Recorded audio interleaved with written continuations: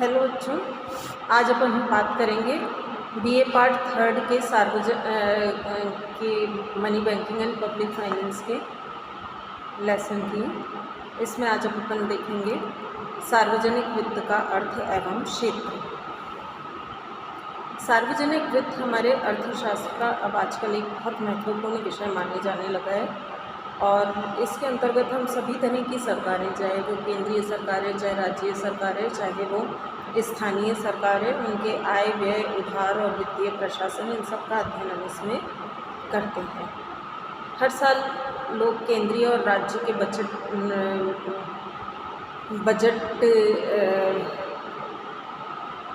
की बात करते हैं, क्योंकि हमारा आर्थिक जीवन भी उसी पर टिका होता है। जैसे जैसे सरकारों का कार्यक्षेत्र बढ़ता चला गया, वैसे वैसे सार्वजनिक वित्त का दायरा भी हमारा बढ़ता चला गया। पहले तो हम बात करें सार्वजनिक वित्त हम कहते किसे हैं, तो इसमें डॉक्टर बॉल्टन की एक डेफिनेशन है। सार्वजनिक वित्त ऐसे विषयों में माना जाता है जो अर्थशास्त्र व राजनीति की सीमा पर हैं। इसका संबंध सार्वजनिक अधिकारियों की आय व व्यय से तथा इनसे एक दूसरे का समायोजन से सरोकार होता है। यह समायोजन जरूरी नहीं है कि समानता से ही हो, बल्कि दी हुई दशाओं में किसी भी गणितीय संबंध से हो सकता है जो उस समय सर्वश्रेष्ठ माना जाए। तो इस तरह से सार्वजनिक वित्त की इस परिभाषा में आय और व्यय के परस्पर समायोजन पर जोर दिया गया है। लेकिन इसके लिए ये ज़रूरी नहीं है कि आय की मात्रा व्यय के बराबर ही हो, बल्कि बजट में बचत भी हो सकती है और घाटा भी हो सकता है। लेकिन दी हुई परिस्थितियों में बजट की यह बचत और घाटे की मात्रा वांछित होनी चाहिए, जिससे सरकार आवश्यक समझे। इसी तरह से हॉरल्ड ग्रोव्स, उन्होंने सार्वजनिक वित्त की परिभाषा में इसके 4 बड़े विभागों का उल्लेख किया, जो कि सार्वजनिक राजस्व, सार्वजनिक खर्च या सार्वजनिक व्यय, सार्वजनिक ऋण और संपूर्ण राजकोषीय व्यवस्था है।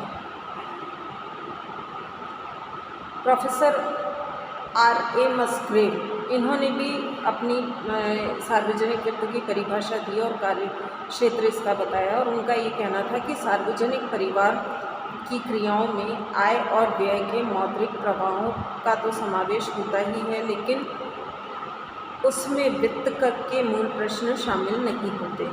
वे मुद्रा तरलता या पूंजी बाजार से संबंध नहीं रखते।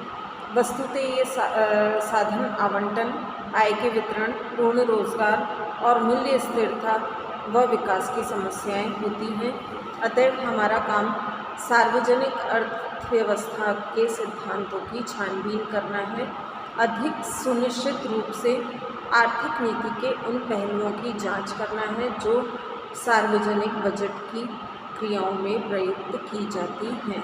तो इस तरह से मस्ग्रेव ने सार्वजनिक वित्त के क्षेत्र में राजकोषीय नीति के उद्देश्य पर ध्यान केंद्रित किया, जिसमें अर्थव्यवस्था में साधन आवंटन, आय का वितरण, रोजगार सृजन और मूल्य स्थिरता आदि प्रभावित होते हैं।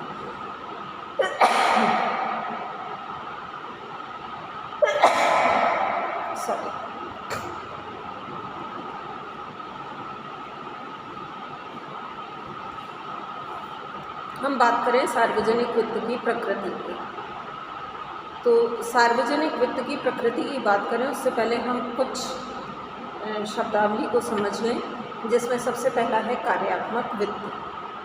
ये सार्वजनिक वित्त की एक नई अवधारणा है, जिस पर कीन्स और हैंसन ने विशेष रूप से जोर दिया था। इसमें राजकोषीय नीति के माध्यम से अर्थव्यवस्था में स्थिरता लाने पर बल दिया जाता है। जैसे 1930 की मंदी को दूर करने के लिए कीन्स ने समग्र मांग को बढ़ाने के लिए सार्वजनिक व्यय को बढ़ाने पर जोर दिया था। इसमें अर्थव्यवस्था में निवेश बढ़ता है और गुणक के माध्यम से आमदनी निवेश के गुणन में बढ़ती है, जिससे उपभोग में वृद्धि होती है और अर्थव्यवस्था में मंदी और बेरोजगारी की समस्या का अंत होता है। कीन्स ने पूंजीवादी अर्थव्यवस्था में बेरोजगारी की समस्या का समाधान निकालने के लिए सार्वजनिक निवेश को बढ़ाने पर बल दिया था। इससे सार्वजनिक वित्त का महत्व सामने आ गया था। इस प्रकार मुद्रास्फीति की समस्या के हल के लिए समग्र मांग में कमी लाने पर जोर दिया जाता है और उसके लिए करों का उपयोग किया जाता है और सार्वजनिक व्यय में कमी की जाती है। इस तरह कार्यात्मक वित्त में राजकोषीय या बजटीय उपायों द्वारा अर्थव्यवस्था को प्रभावित किया जाता है। सरकारी करों, सरकारी खर्चों, सरकारी ऋण और सरकारी वित्तीय प्रशासन के द्वारा अर्थव्यवस्था के कार्यकलापों को प्रभावित किया जाता है।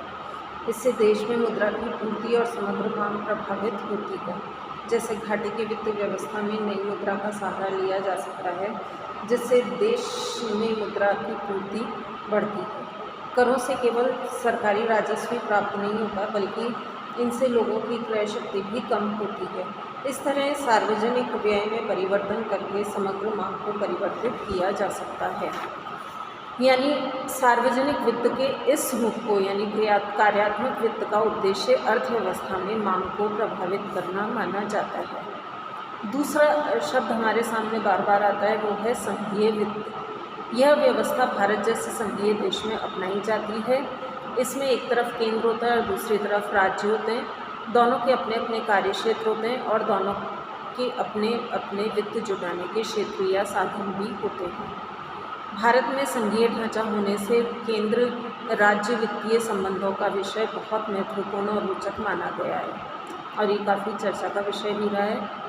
इस पर प्रत्येक 5 वर्ष बाद नियुक्त किए जाने वाले वित्त आयोग की सिफारिशों का काफ़ी प्रभाव पड़ता है और योजना आयोग राज्यों को योजना सहायता प्राप्त करता है, जिससे कि योजना की वित्तीय व्यवस्था में मदद मिलती है। भारतीय संविधान में केंद्र और राज्यों के कार्यों और वित्तीय अधिकारों और वित्तीय स्रोतों का विस्तृत उल्लेख भी किया गया है। तीसरा है स्थानीय वित्त। भारत में प्रशासन की तीसरी कड़ी ग्रामीण क्षेत्रों के लिए ग्राम पंचायतों, उपखंड स्तर पर पंचायत समितियों और जिला परिषदों तथा शहरी क्षेत्र के लिए नगर पालिकाओं और नगर निगमों की होती है, जिनका आजकल विकेंद्रित प्रणाली में बहुत महत्व बढ़ गया है।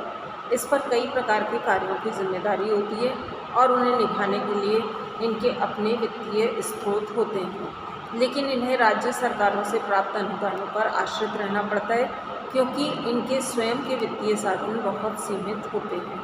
भारत में संघीय वित्त, राज्य वित्त और स्थानीय वित्त तीनों को सुदृढ़ करने की आवश्यकता स्वीकार की गई है, ताकि देश में एक सुदृढ़ सार्वजनिक वित्त प्रणाली विकसित की जा सके और उसे आवश्यक स्थिरता भी प्रदान की जा सके।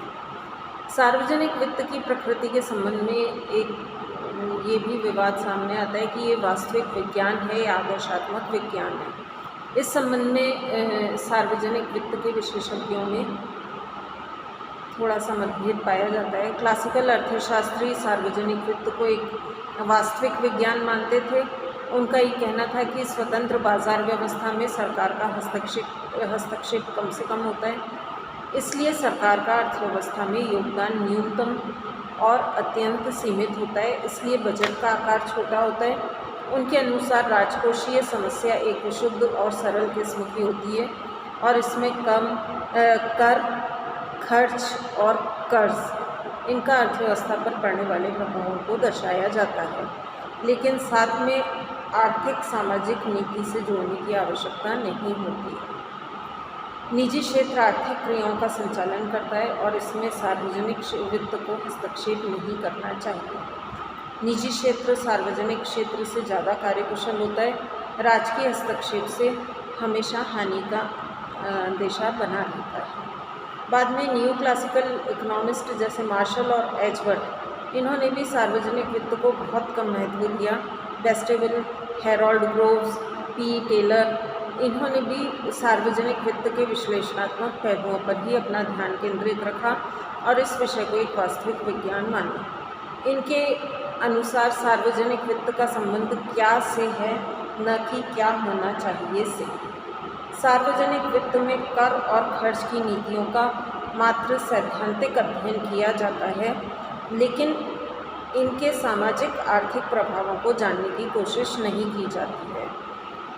जैसे उदाहरण के लिए हम देखें तो वास्तविक विज्ञान के रूप में हम एक प्रश्न को लेते हैं और कि सरकार शराबबंदी का निर्णय लेती है और इससे राज्य सरकार को उत्पाद शुल्क की आमदनी घट जाती है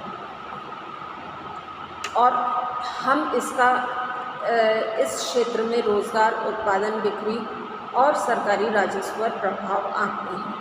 वास्तविक विज्ञान के रूप में सार्वजनिक क्षेत्र का अर्थशास्त्री इससे आगे नहीं जाएगा और इस विवाद में प्रवेश नहीं करेगा कि शराबबंदी होनी चाहिए या नहीं होनी चाहिए। उसका विश्लेषणात्मक वास्तविक विज्ञान तक ही उसका विश्लेषण वास्तविक विज्ञान तक ही सीमित रहेगा। उसे क्या होना चाहिए जैसे नीतिपरक और आदर्शात्मक पहलुओं से कोई सरोकार नहीं होता है। वेस्टेबल, डॉल्टन, पीगू, हेराल्ड ग्रोव्स और टेलर आदि ने सार्वजनिक वित्त का परंपरागत ढंग से अध्ययन किया, विश्लेषण किया और इसको वास्तविक विज्ञान पक्ष पर अधिक बल दिया, लेकिन इन्होंने राजकोषीय कार्यकलापों के आदर्शात्मक पहलुओं को पूर्णतः नकारा नहीं। उन्होंने ये कहा कि राजकोषीय कार्यों के प्रभाव सार्वजनिक वित्त के दायरे में नहीं आते हैं। अब हम कल आगे बात करेंगे कि सार्वजनिक वित्त की प्रकृति के संबंध में आधुनिक अर्थशास्त्रियों का क्या महत्व